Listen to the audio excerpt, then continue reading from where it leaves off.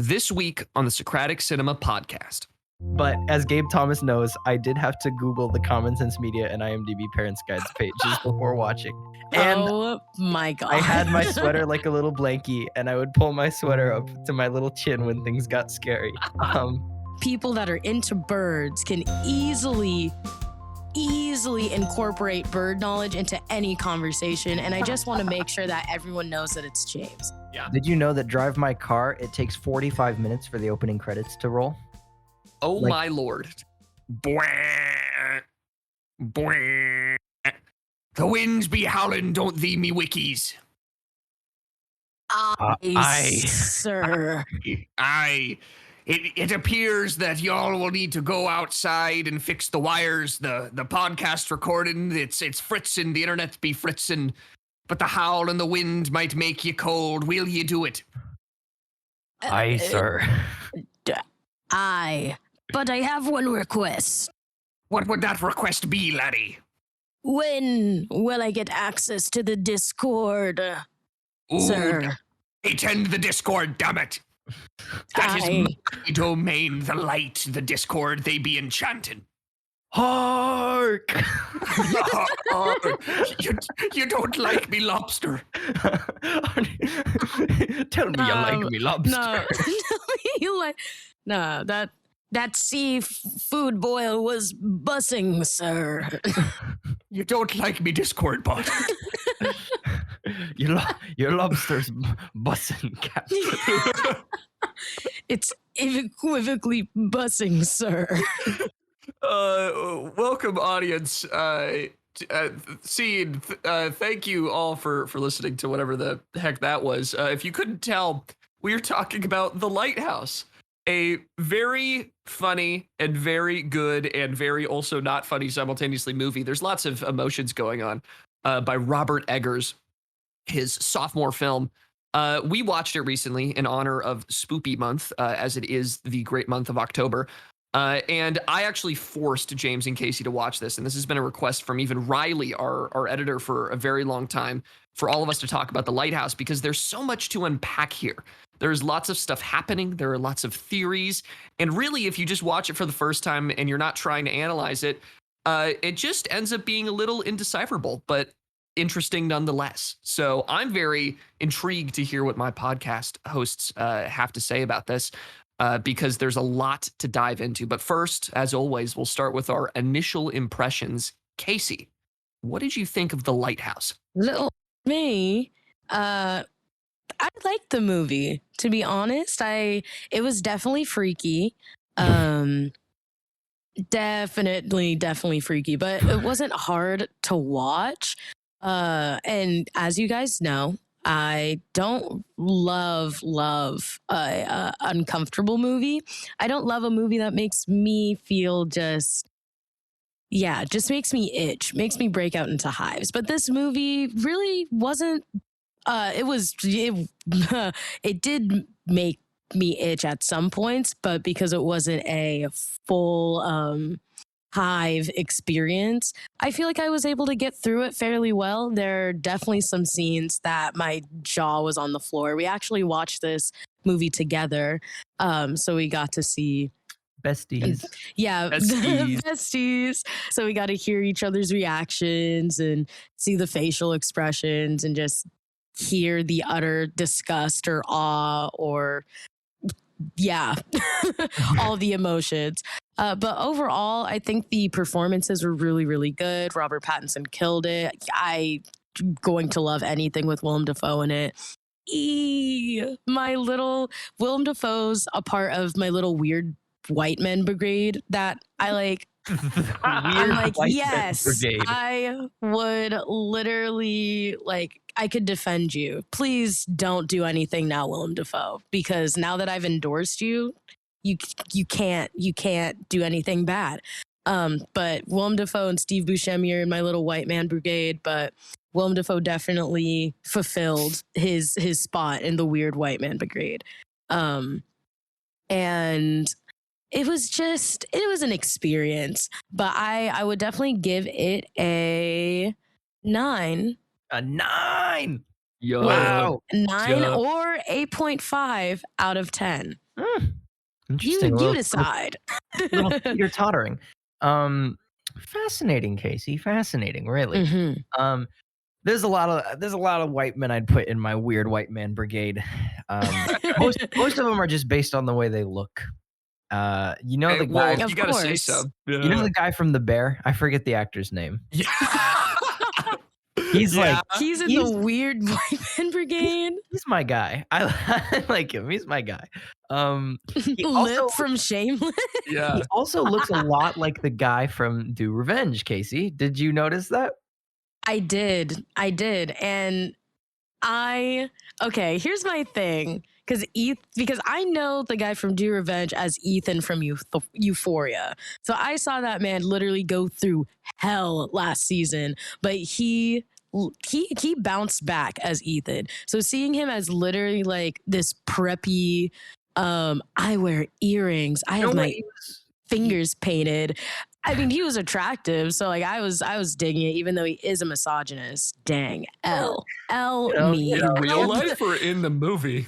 You know, you make compromises. In the movie. You make compromises. Yeah, exactly, compromises. But yes, I wouldn't necessarily add him into the weird white man brigade, but definitely the guy from Bear, and yeah. The guy from Do Revenge, you know what he was given a little bit of? And this is a Are you gonna say no. Sorry. This is a certified Kaylin Meadows take because I watched Do Revenge with her and some other friends. He was very much like manifesting the performance of Timothy Chalamet and Lady Bird for that part in Do Revenge. He was like trying his best to tap into that. That is a solid take. That is a solid take. and I think it paid off. But The Lighthouse. The Lighthouse. I have never seen this is my first Robert Eggers movie. I wanted to see The Northman, but I didn't. Just had happenstance. I will not be watching The Vavitch anytime soon because it's too scary. Kasey, I gotta ask you because you like horror movies. I do. But you don't like uncomfortable movies. Ah, yes. Okay, so here's the breakdown. All right. Okay. Yep. If you want to put someone's head through a bread slicer, that's on you.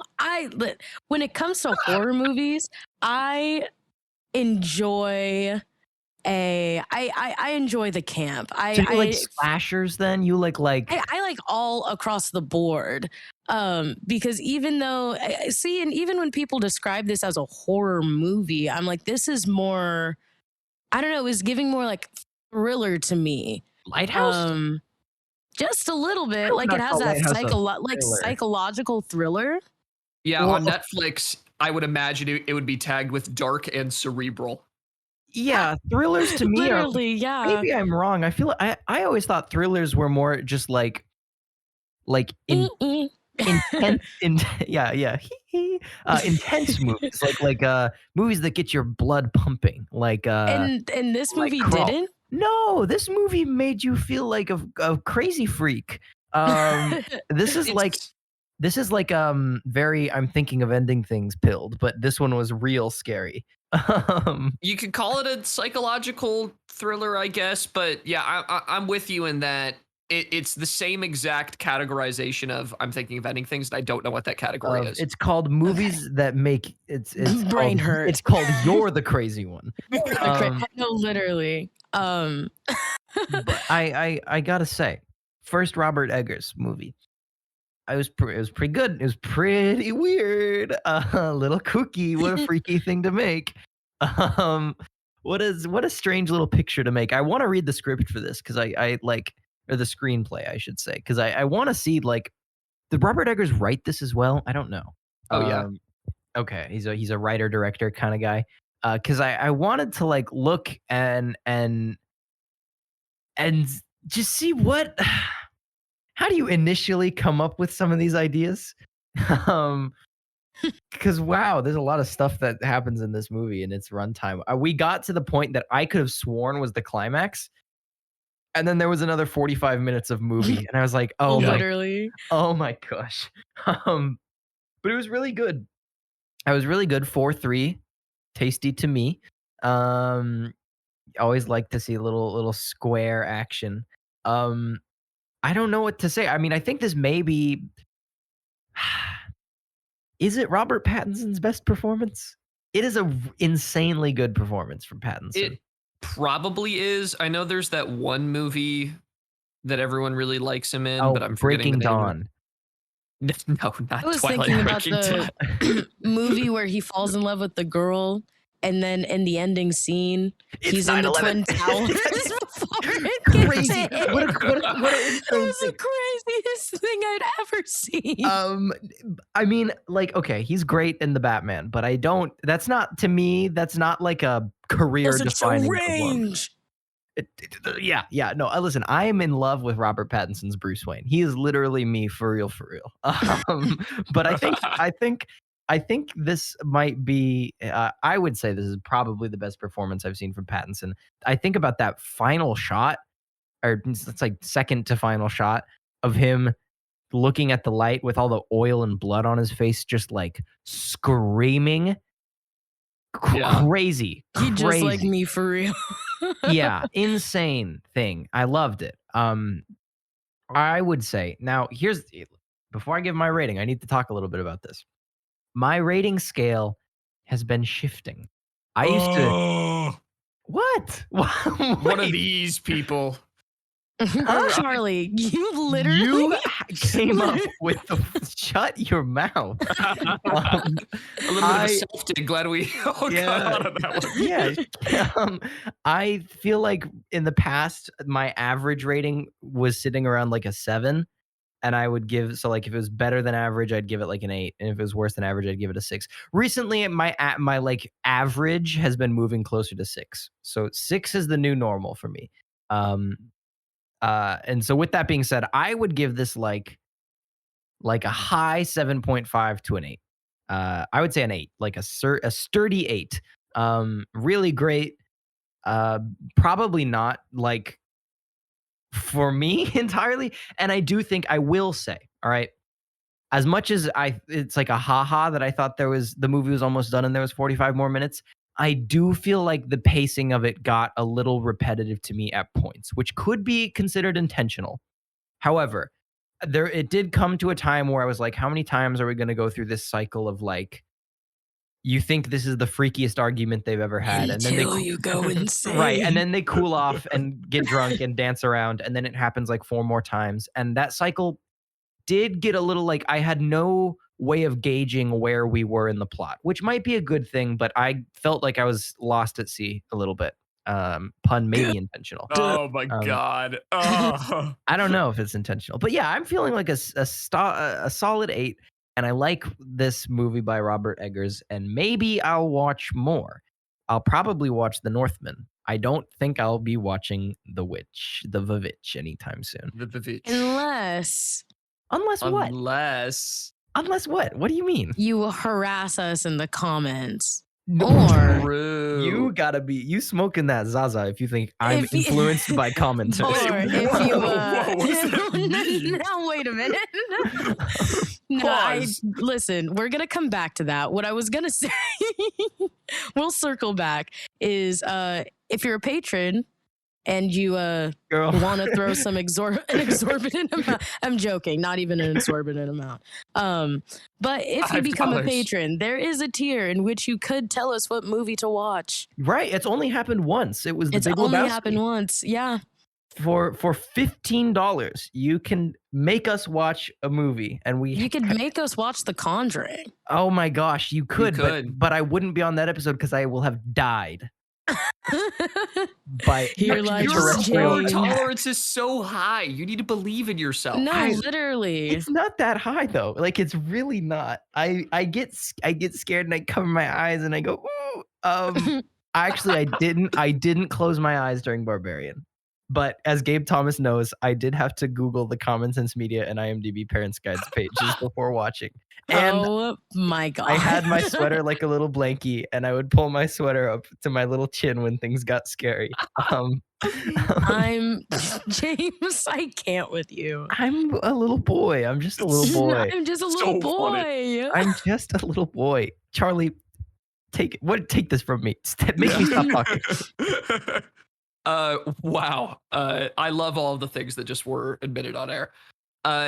But yes, The Lighthouse. I made Kasey and James watch it, and as I said, it's been a highly requested movie for a very long time. Yeah. My experience with one Mr. Robert Eggers is I watched Lighthouse a random week of my freshman year of college.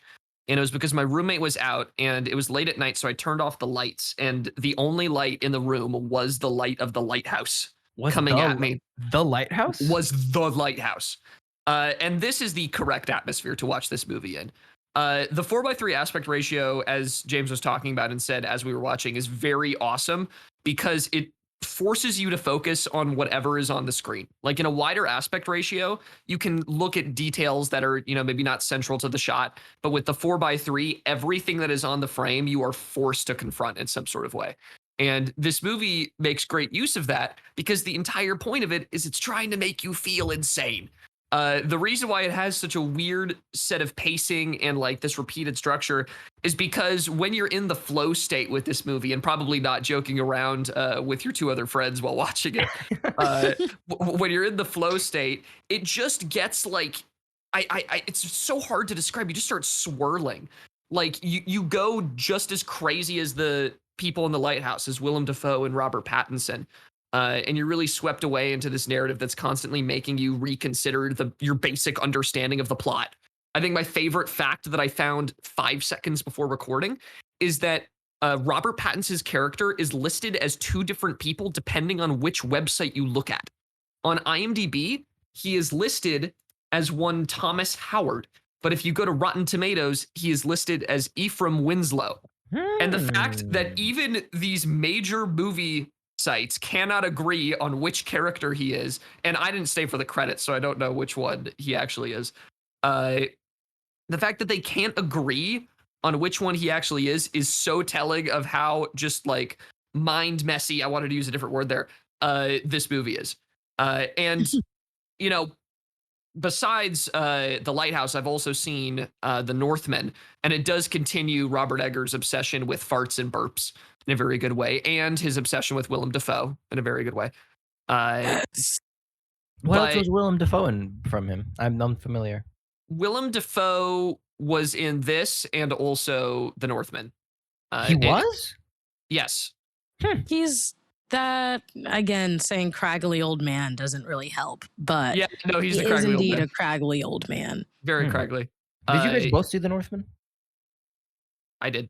I didn't, but I watched the trailers and I was like, Willem! Oh, wow. And he's definitely in it. But yeah, The Northman is very good, but I still like The Lighthouse a lot more. It's just a really, really tight movie. It has a very clear premise, and as soon as you see one frame of it, you instantly understand what the movie's going to be like. Or at least you have a good understanding of parts of what the movie are going to be like. So to give it a rating, I really enjoyed this the first time I watched it. It is on my top 20 movies on Letterboxd. I sort of got to give this a perfect 10 out of 10 because I enjoy it so much. Whoa, that's a certified Charlie Heatherly perfect 10 out of 10. Up there in the upper echelons of filmmaking, along with stuff like Face Off and Bullet Train. And Chef. Okay, Chef Bullet Train, I did not give a 10 out of 10. No, I know. Chef actually, I don't know how it would do on a rewatch, but I almost don't want to rewatch it. I don't want to taint my memories of Chef. I watched it again and it was just as fun. Oh, good. I have a new 10 out of 10. I have What's your new 10 out of 10? Socratic Cinema Hood Classic 10 out of 10. Classic. New all-time favorite movie. My personality when I watched this movie, my eyes were scanning it like a little retro computer from the movies, doing the like scanning, downloading my brain formed a new chunk, a new personality core formed around this movie. It is Hirokazu Koreeda's Afterlife. Oh, I'm not going to say anything. That even sounds cool. I'm not going to talk about it. Go watch it. This movie is I'm a new James, new personality unlocked. You know what? Before we go any further, allow me to take a moment to talk about today's sponsors. our patrons, of course, is what I'm referring to. That's right. In case you didn't know, patreon.com is a crowdsourced funding website where you can support your favorite creators directly by putting money straight in their pockets instead of going through the bureaucracy of YouTube, of Spotify. It's a great way to support your favorite creators. And episodes like these and video essays like the ones that I make when I come out of my little comas are funded and supported and made possible by you guys. So thank you very much to all our patrons. And I'd like to take a moment now to recite from my little scroll of names all of the patrons who have made this show possible. Today, I'm talking about Rachel DeLisio. I'm talking about Lisa DeLisio. I'm talking about the one and only Samuel Copeland. Just the greatest guy. I'm talking about Jeanette Clark. I'm talking about Heather and Michael Clark, both of them. Mariah Helm, Peter DeLisio, Roger Anderson, Hizzy Hay, Christopher Heatherly, the one and only Salvador Reyes, and of course, SkullHammerSmash. Thank you all so very much for your continued support of the podcast, of the channel, of our personal little quest to watch movies and say funny things about them. Thank you very much. We hope you are enjoying the show and hope you feel good about your investment. And thank you. And if you would like to join this motley crew, you can do so at patreon.com/Socratic Cinema. So thank you again. Later this episode, we have some questions from our patrons that we're going to answer. So make sure you stick around for that. And yeah, without further ado, let's talk about the Fight House. Dun dun dun. Yeah, guys, did you know, actually, according to the subtle genius of the Prowler, that big blah noise actually means that the Prowler is coming into this movie. Where do we begin? Let's talk about bird cruelty. Because yeah. Animal cruelty trigger warning, guys. If you, like me, are a fan of our feathered friends, then I would literally don't think birds are real. They're not real. No, I think they're figuratively. It's like a little joke. I'm for those of you guys who don't know, I'm actually an officer of the birding club at my school. So just kind of shows you. Okay, guys, did I not just, you guys know, but the audience doesn't know. I just sent in one of our chats a video, a TikTok, if you will, about how people that are into birds can easily incorporate bird knowledge into any conversation. And I just want to make sure that everyone knows that it's James, that this video was made with James's picture right next to them as they're typing up the script. Yeah. Anyways, continue. Well, I was just going to say, so at first, this movie, very bird-centric movie. Going to add this to the birder list. Well, I was going to add this to the birder movie watching list because it's all about seagulls, really, when it comes down to it. There's a lot of bird imagery. Robert Pattinson has a bit of a problem with the seagulls on the island. Namely, they keep bothering him. And there's a little clever bit of cinema foreshadowing there of this one-eyed seagull that doesn't leave Pattinson alone. I wonder what's going to happen. I wonder what that could mean. I wonder what that means. We'll talk about it. But so I was like, oh, wow, I love that there's so many birds in this movie. That's just great. This is almost as good as Jack Black's The Big Year, is what I was thinking. What? See, that's a movie that I don't. Words coming out of your mouth. Jack Black's The Big Year is a movie that I don't think is actually real. I've seen it, but you had no clue what it is just now. I also mentioned it to Gabe Thomas and Michael Sane, my best friends and co-creators of Good Morning News, who have seen, I think, every movie ever made. They'll be talking and they'll be like, they'll make a reference to like, oh, have you seen you remember that one part in Gut Squelcher 4 when they blow up the and Gabe's like, yeah, of course, I watched that last night. And I mentioned The Big Year with Jack Black and Owen Wilson, and they're like, what the hell are you talking about? So this movie I don't think is real, but it's a good bird. It's a movie about bird watching, with Jack Black and Owen Wilson. And then Robert Pattinson kills the seagull in the lighthouse, as he pretty should. violently. Yeah, yep. it like you really gave it a bit of a thrashing. That That bird was wasn't like asking for it. that was That bird had it coming. no, it did not. That was maybe the like honestly, that was maybe one of the like most unnerving parts of the movie to me was just the uncut like shot of him smacking that bird on the rock over and over and over and over again, and it's just like a pulp at the end. That was really messed up, man. Not gonna lie. But what does that bird mean, Charlie? What does the bird mean? What does the bird mean? Birds. I Explain to me the symbolism of the bird. I got a couple theories. Okay. So Willem Dafoe and his infinite wisdom inside of this movie, old Tom, as you could Mhm. call him, Mhm. says that gulls have the spirits of dead sailors trapped within them, and it's bad luck to kill a seabird. Mm. And That was I, very good. yeah, I know. I've been working on my Willem Dafoe. Nice. Uh, so the spirit of dead sailors trapped within him, right? Here's the interesting thing about the gull. It's got one eye, right? Half blind, one eye. What do we Mhm. see at the very end of the movie? But Robert Pattinson's character stretched across the rocks, being eaten alive like Prometheus, with but one eye eaten out. And Mm. it's the same eye. It's the right eye. At least I'm pretty sure it's the right Ah. eye in both of them. Maybe they just happened to find a left or a right-eyed seagull, and we're just like, yeah, it's we'll fix it in post. But uh, what I think is probably happening is that there is some connection between Robert Pattinson's character and the seagull.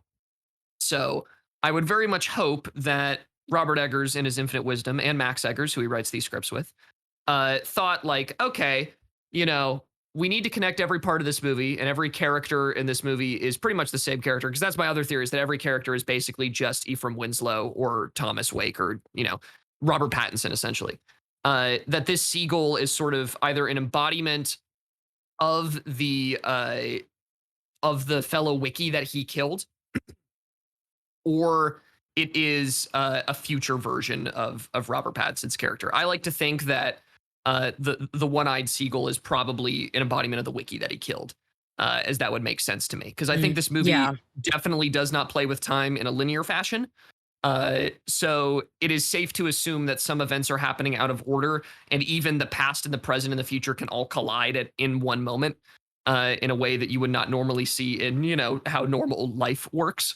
Mhm. So I think that any reading of this movie sounds both ridiculous and like it could maybe be a thing.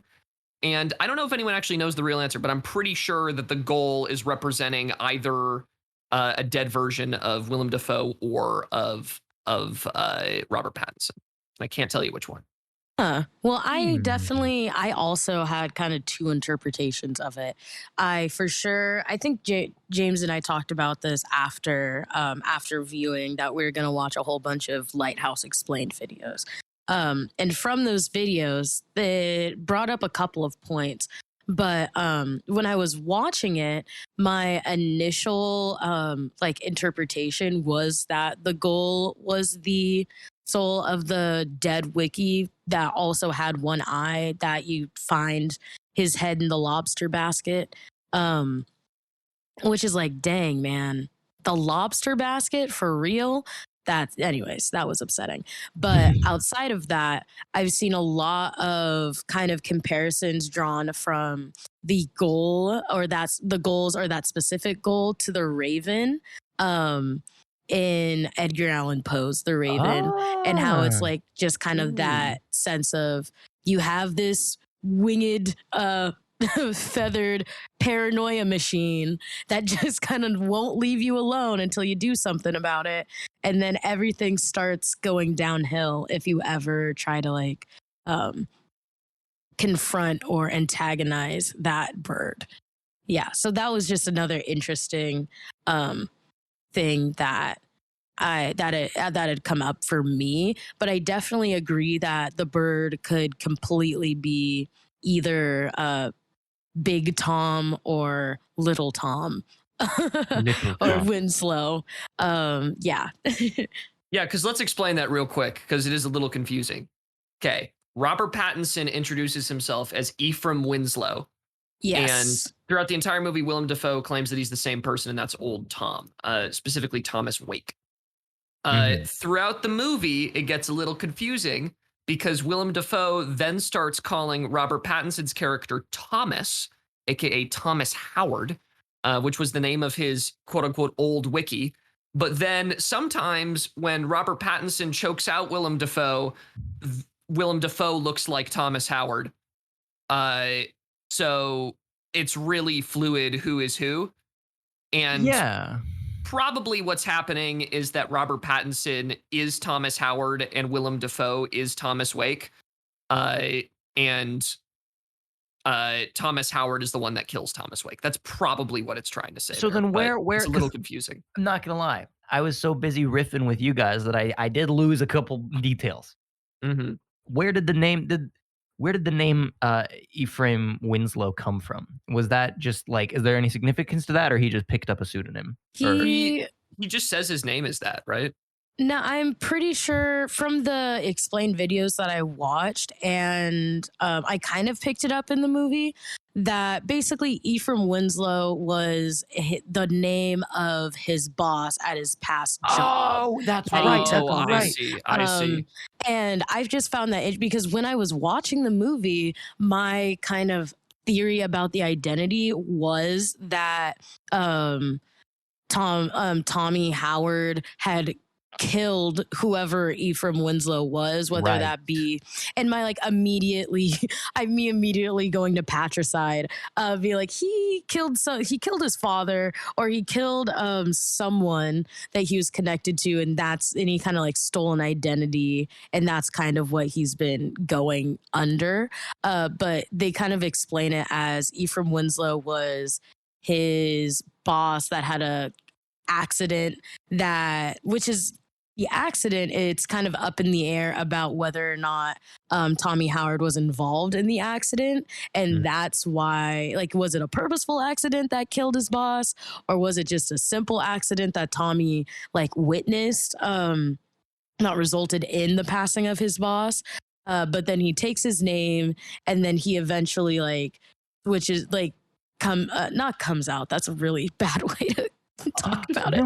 But he reveals his true identity as Thomas Howard to Big Tom, or Captain Wake.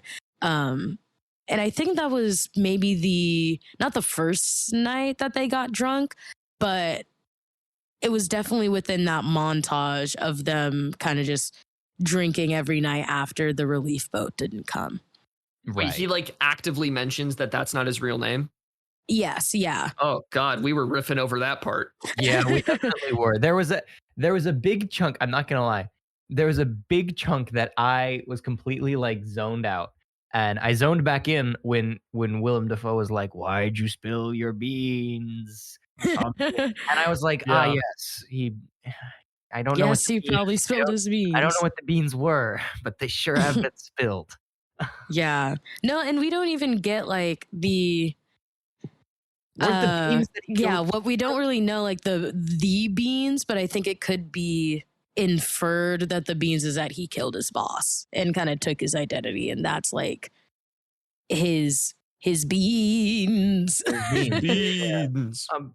I do really like the interpretation that they're the same person, because I feel like narratively that's a lot more sad, because the end of the movie is he kills Willem Dafoe, and then he goes up and he peers into the lighthouse, and then he falls down the stairs and dies. And I think narratively it's a lot more satisfying if you view that as this is the moment where he becomes the Willem Dafoe that we've been seeing throughout the whole movie. Like, yes. you phrased it, Charlie, as like, this is Robert Pattinson's origin story for becoming Willem Dafoe. And I like that interpretation a lot, because I think it's more narratively satisfying. And it also, I think, lends itself really well to a rewatch, sort of like a Sixth Sense kind of thing. It's a lot less explicit than Sixth Sense is, but I think rewatching it with that knowledge, even just looking back on the movie, thinking about it that way, it makes a lot of sense. And you can see a lot of like Pattinson's habits that his character exhibits throughout the movie. Some of his private doings in the shed, we see kind of mirrored with Willem Dafoe. performing some of the same things at the top of the lighthouse. And that was sort of, I hate that is the connection that was made in my brain, but I was like, I mean, hey, if the boot fits, the boot, if the shoe fits. But I think, yeah, I like that interpretation a lot. I think this movie probably is a little bit, it has more of a, I feel like it has more of a clearer kind of, any interpretation you can make feels infinitely more sturdy than interpretations you can make of I'm thinking of ending things. Because that movie, Yes. boy, that movie was a dense fog. And I think the dementia reading is really the only one that makes sense for I'm thinking of ending things. But this movie, similar feelings, but I think a lot more approachable, honestly. I never thought I'd call Being the more Lighthouse approachable. Yeah. Here's the other thing, very, very quickly on like the origin story idea. It's a little countered by the point that at the very end of the movie, we see Robert Pattinson's character dying on the rocks. Mhm. And I'm reading on Screen Rant right now that they take that scene literally. Like that is actually what is happening. Screen Rant takes that scene literally? Yes, Screen Rant takes it literally. I definitely don't.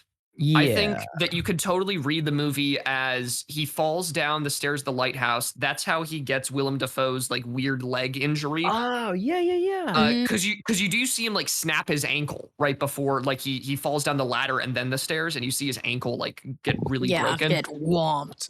That was and I think he knocks out there, and then they save him, and then that's what happens. But you could also read it as, afterwards he manages to crawl to the rocks and then gets eaten by the birds. I think that is meant to be like literally an allusion to Prometheus. Or whoever the Greek character There's is. a lot of yeah. Prometheus stuff in this movie. That's really, that's worth talking about. I mean, he talks about, just the word like Promethean is used a lot, but there's the whole idea of retrieving the fire and bringing it down. That's very Promethean. And the last shot of Pattinson sort of on the rocks getting his entrails plucked out by birds is also Promethean imagery. He was it like the chained to a rock and that like eagle ate his liver every day, nibbling on him.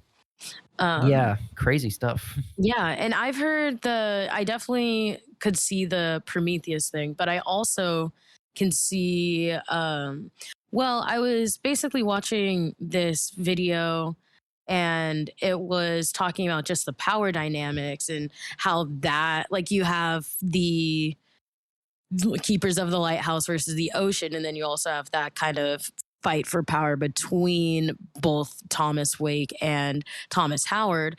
And then it also kind of tied in kind of sidestepping the Prometheus point, but kind of talked about the story of Oedipus, and basically setting up Thomas Howard as Oedipus, and then having Wake be his father and the light be someone of like the mother that he's kind of destined to receive as a reward. And then as soon as he like kills his father and he receives his mother, then he just kind of falls into madness, which you do kind of see in Oedipus, that like choice of killing your father more than and kinda. It's just, again, all bad. But I definitely thought that was an interesting like relation, because I read all the series of Oedipus last year in my philosophy class, and just being able to see the kind of connections within the story. I definitely feel like if we're taking the Howard and Wake as separate people, and just having Wake be a incredible gaslighter, and this is also what I want to touch on when we're talking about like the separate people, that we did kind of talk about how there was this possibility, there was a possibility that Ephraim Winslow or Thomas Howard could possibly have like dissociative identity disorder, and that's why he's able to kind of like switch between like that could be a way to kind of explain the behavior. Of course, if they're going at that angle, I wouldn't necessarily say that it would be handled as well as the other theories.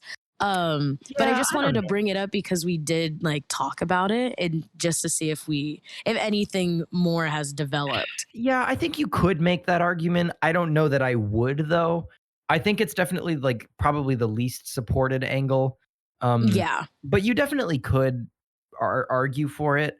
I was interested. I think there's a lot to dig into whether you view it as they're the same person or they're different people. I mean, well, either way, they are different people because, you know, even if Willem Dafoe and Robert Pattinson are the same, Willem Dafoe is sort of a symbolic stand-in for Thomas Howard, who was, you know, a real separate person. But over the course of the movie, you get this. It's really interesting seeing Pattinson start out in this sort of like role of the oppressed, like Willem Dafoe has just completely got him shackled.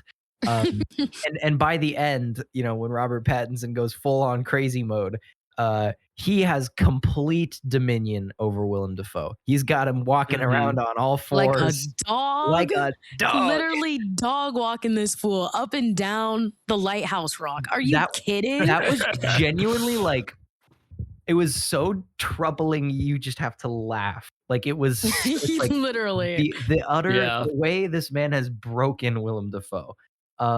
Very you know, the captor becomes the new tormentor, the captee, I guess, captive. A very, very, very Koniki and Jason pilled, if you'll allow me to. Okay. If you'll allow me to. But I had to slip that in before we take us, because it's already somehow been 40 minutes. I feel like this episode has flown by. There's so much to talk about. But we have an obligation. We have a mission. And that mission is to answer questions from patrons. So if you'll allow me, I would like real quick, fast, to do a quick little patron question and answer segment. Dun, dun, dun. Always a lot of fun. If you don't know how this works, it's very simple. Patrons ask us questions and we provide answers about whatever. It could be as simple as, how are you doing? You know, it's always what's Socratic cinema going to talk about? What's Socratic cinema doing? not how's James. True. I just like the companionship of the patron question and answer model. It's conversation. So if you want to get to know us, if you want to develop parasocial relationships, I'm down. Become a patron. But we have our first question. We have our first question of the day. I'm stalling for time as I scroll up from Heather and Michael Clark. They ask, now that you've done a few guest episodes, we've done 2. We've done Kiki, Kaylin Meadows, and Max Talene, our All Quiet episode, which just came out. Go check it out. They ask, who would be other guests or collaborators you'd like to have on the show, or even in video essays? Now, I could talk about this for hours and hours. I love people. I love making little friends. I think for me, the dream answer, right? Well, there's a lot of dream podcast guests. There's so many people I'd love to talk to. So many directors and like famous movie people that I'd love to talk to.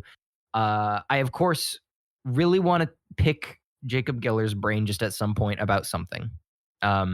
Because he's really cool. Yes. That would be the most rules thing to ever happen on the show. Also, Captain Kristen is another video essayist that I would just love to talk to. Because I just think his work is like he's one of the best in the game right now. I think genuinely he might be my favorite. But on the video essay front, you know, we actually have done a video essay collaboration, mind you.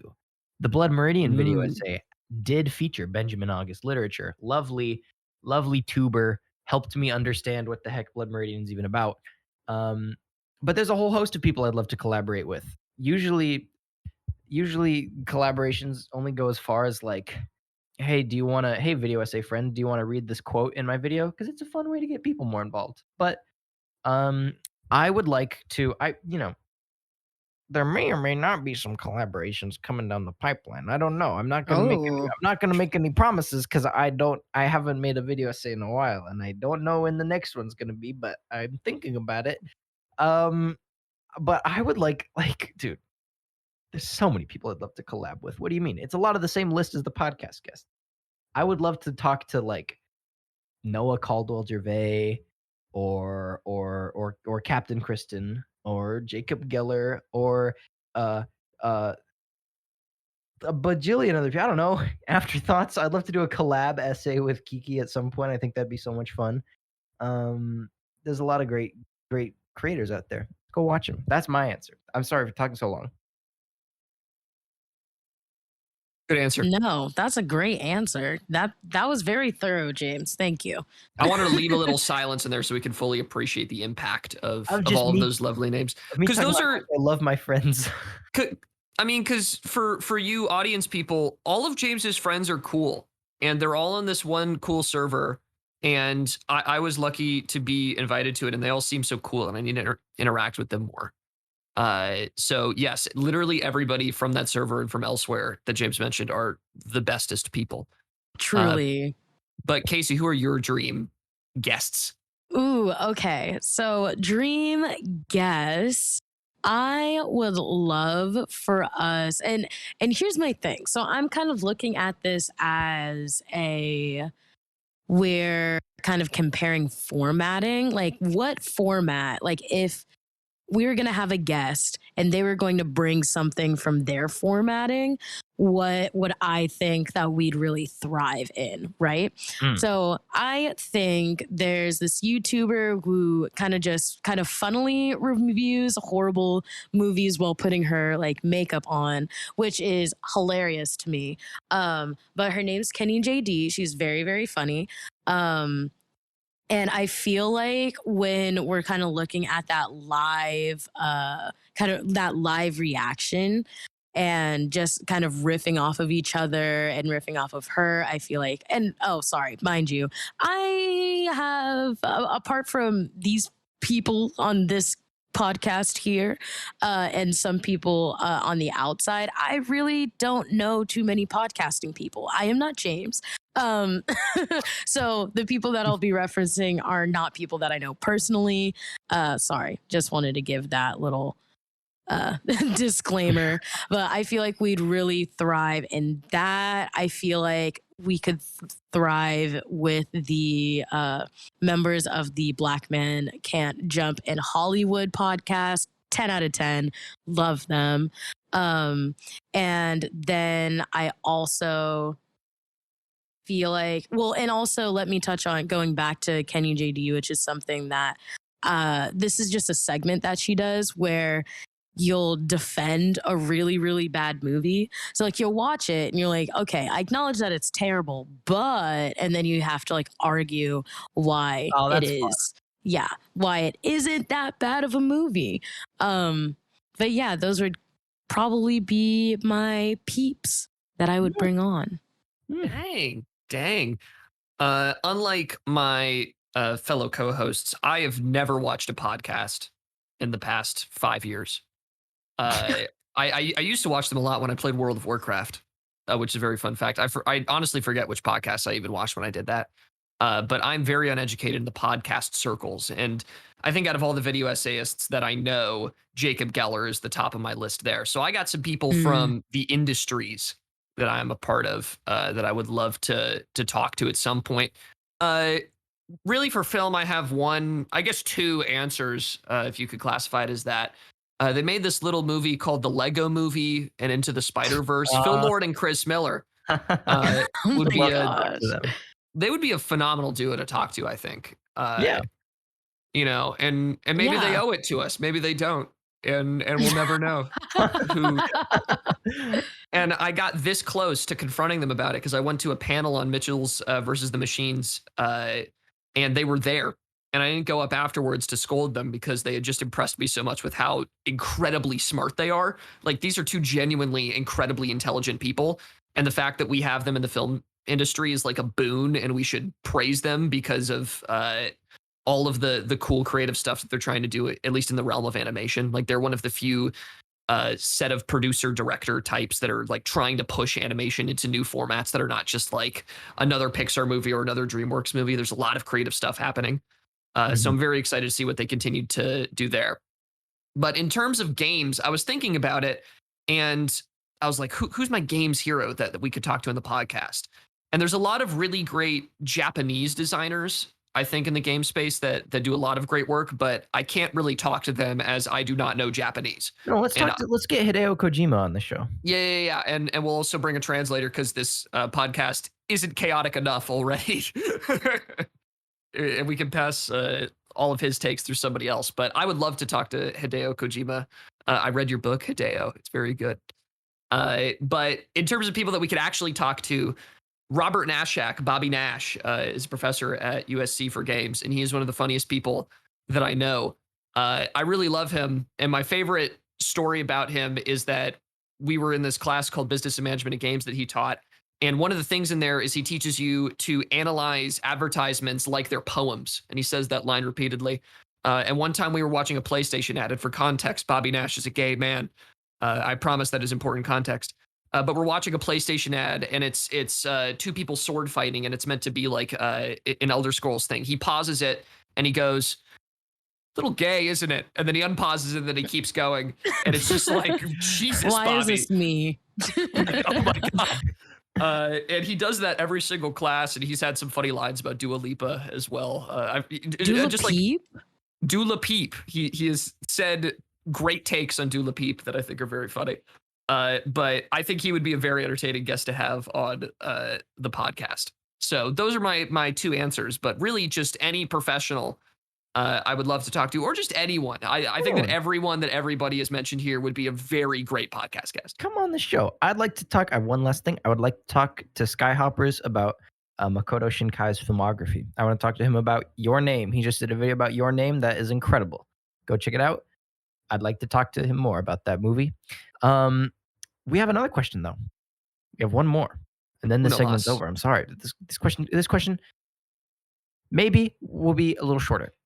What's your favorite black and white movie? Ew. Old timey. Have we done this question before? Yes, I'm almost positive that we've done this. I don't know when we did it. Yeah, I don't either, but I just got like the reverse of a premonition. Deja vu. Yeah, I guess that's what it's called. But that didn't quite have the mythic element I was going for. I see. The mythic element. Kasey, what's your favorite black and white movie? Mank 2020. No, I'm joking. I am joking. So I'm actually looking at a list of black and white movies released in the last I was like, okay, I've seen Passing. I stomached Malcolm and Marie, but overall, I asked about this movie because shout out AP Euro. Oh my gosh! But I'm gonna go with Schindler's List as the best black and white movie, or my favorite black and white movie. Yes. That's a great pick. No one will fight you. Did you just say the best with a question mark for Schindler's List? I'm just saying I would never walk up to somebody and be like, this is the best blank. I don't know. James is like the best black and white movie, Sin City, baby. Come on now. I just wouldn't call anything the best. I don't know. I'm very scared of objectivity. Oh my god! Wow. Only a Sith deals in absolutes. James is a Jedi. No, literally. Black and white movie is, that's a great question. I love Roma. I really, really enjoy Roma. I also like this little movie that I think you guys all have probably seen called It's a Wonderful Life. Wah, wah, wah. So I'll recommend something good, and you guys are like, this guy. Oh my god! It's only a heartwarming Christmas movie about the importance of your life on this earth. Yeah. Lame. Charlie, what's your favorite black and white movie? Rashomon. I love it. I love it so much. It's very, very good. Tired? What a tired What are you talking about? Jeez.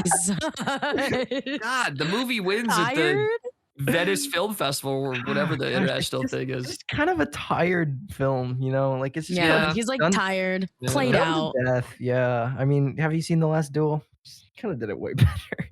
Oh, if you were in person, I would strangle you. I will for say that. that. I will say that the last duel is worse. I will say that the last duel is worse than Rashomon. Yeah, James hates Rashomon. I think it's ridiculous, right? Like if you look back at the movie, the main Mifune, who's the main actor, is just so over the top, bonkers, off the walls. Like it's clearly in that era where they're just getting out of silent movies, so they still have very over the top actors, and a lot of Kurosawa's movies are still very over the top regardless. But it's just such a ridiculous movie, but it's also just really well structured and really well shot. And I also like Seven Samurai, but the other main benefit of Rashomon is it is one of the few Kurosawa movies that is not 3.5 hours long. So I could actually stomach it, because if there's something that I hate more than anything else in the world, it is a very long movie. I think that movies that deserve they get like 2 hours of my time, and then they got to really prove the third. And oftentimes it's hard to prove the third. You gotta watch Drive My Car with me. We'll watch that movie together. Okay, we'll watch Drive My Car, and my opinion shall change. But Rashomon, very good. Same with Seven Samurai, very good. But Lighthouse is actually also legit one of my favorite black and white movies. But yeah, Rashomon takes the top slot.